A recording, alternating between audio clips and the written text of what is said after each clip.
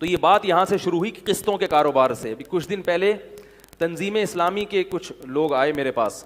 تنظیم اسلامی بہت اچھا کام کر رہی ہے درس قرآن. میں نے بتایا دنیا میں کوئی بھی تنظیم ایسی نہیں ہے جو 100% صحیح ہو. تو میرے اس بیان کا یہ مطلب نہ لے لیں کہ میں تنظیم اسلامی کے خلاف ہوں.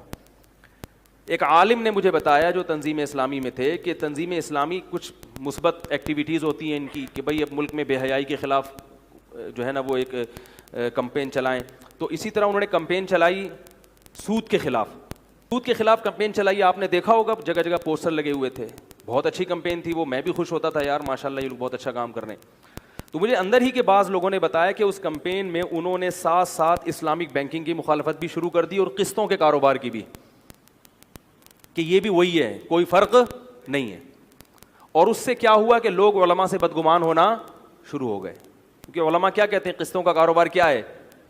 اب کیش پہ کوئی چیز ہمیشہ سستی ہوتی ہے اور قسطوں پہ مہنگی. تو وہ کہتے ہیں دیکھو ادھار پہ نفع اٹھا رہے ہیں تو یہ کیا ہو گیا, سود ہو گیا.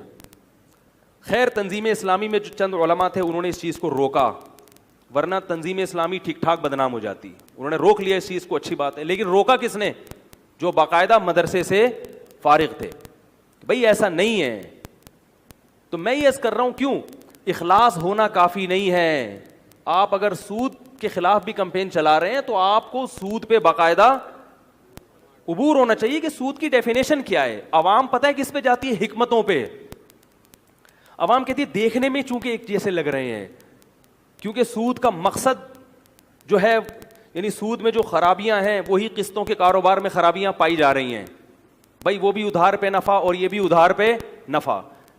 تو یہ کام علماء کا ہے کہ وہ خرابیاں یہاں ہیں یا نہیں ہیں. بعض کہتے ہیں انہوں نے ہیلے اختیار کیے ہیں. تو یہ علماء جانتے ہیں کہ کون سا ہیلا جائز ہے اور کون سا ہیلا. عوام کے پاس یہ حیرت کی بات ہے, کوئی ڈاکٹروں کے کام میں ٹانگ نہیں اڑاتا, حکیموں کی فیلڈ میں کوئی ٹانگ نہیں اڑاتا, انجینئر کے کام میں کوئی ٹانگ.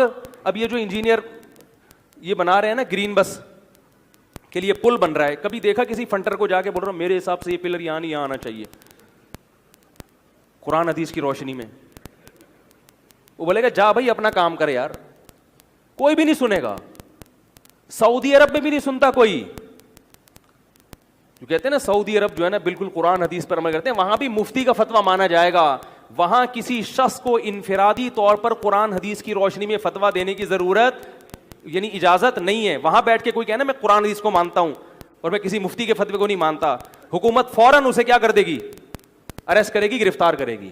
تو کون ہوتا ہے یہ اتنے جو ہم نے ادارے کھولے ہوئے ہیں, یونیورسٹیاں کھولی ہوئی ہیں, یہ بیکار کھولی ہوئی ہیں. یہ صرف ہمارا ملک ہے جہاں فری چھوٹ ہے, کوئی بھی اٹھ کے جعلی حکیم بھی بن جاتا ہے, جعلی ڈاکٹر بھی بن جاتا ہے اور جعلی مفتی بھی بن جاتا ہے. اور پبلک کہہ رہے ہیں بات چونکہ دلیل سے کر رہا ہے لہذا اس کی بات میں دم ہے. تمہیں پتہ کیسے چلا کہ دلیل سے کر رہا ہے کہ نہیں کر رہا؟ تمہارے پاس اتنا علم کہاں سے آ گیا؟ تمہیں کیسے پتہ چل گیا کہ یہ جو بات کر رہا ہے یہ واقعی مستند ہے؟ دیکھو دلیل کو پہچاننے کے لیے بھی کچھ صلاحیت ہونی چاہیے. آپ کو پتا ہو نا کہ دلیل کی قسطوں کا کاروبار سود وود نہیں ہے. تو یہ جو کہتے ہیں نا کہ سود ہے اور اس میں یہ تو ویسے ہی ہے, اس کی اتنی بیوقوفوں والی دلیل ہے یہ, اس کو سود قرار دینا. بھی میں اس پہ جاؤں گا تو بات یہ جو قرآن میں آتا ہے نا احل اللہ البیع وحرم الربا, جب سود حرام ہوا ہے نا تو مشرکین نے یہی اعتراض کیا تھا کہ قسطوں کا کاروبار تو جائز ہے بھائی اور سود حرام ہو گیا. تو اللہ نے اس پہ آیتیں نازل کی احل اللہ البیع, بے حلال ہے کیونکہ اللہ نے حلال کیا اس کو, چاہے وہ قسطوں پہ ہو یا کیش پہ ہے تو وہ بے. جب خرید و فروخت کا ایگریمنٹ ہے تو وہ جائز ہے, اور ربا کیا ہے, حرام ہے. تو یہ تو آیت کا شان نزول ہی بتا رہا ہے کہ جو بے ہوگی وہ حلال ہوگی اور اس کے علاوہ جو سودی ایگریمنٹ ہے وہ کیا ہوگا,